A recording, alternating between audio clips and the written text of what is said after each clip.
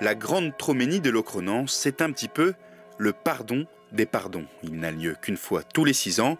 Alors pour commencer cette journée, rien de tel qu'un petit baiser.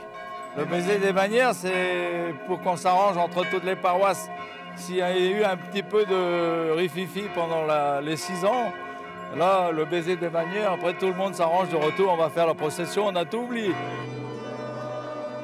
En habit traditionnel, les fidèles paroissiens ont ensuite assisté à la messe, du breton, du latin et des chants.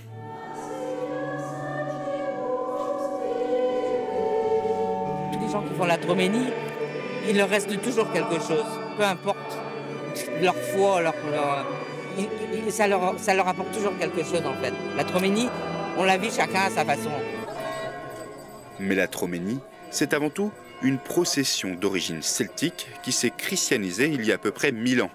12 kilomètres de marche autour du lieu de culte dédié à Saint-Ronan. La tradition se perpétue. Il y a un petit peu un renouveau on voit beaucoup de jeunes, vous n'avez qu'à voir dans la procession, vous avez de plus en plus de jeunes, d'enfants, et tout le monde participe en général. Même s'il y a foule, c'est un chemin que l'on peut faire seul, avec un objectif bien souvent très personnel.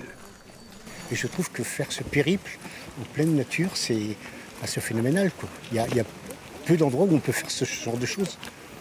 Avec un côté traditionnel en plus. Avec ce côté traditionnel, la beauté des costumes, les bannières, les croix et tout ce côté ferveur religieuse.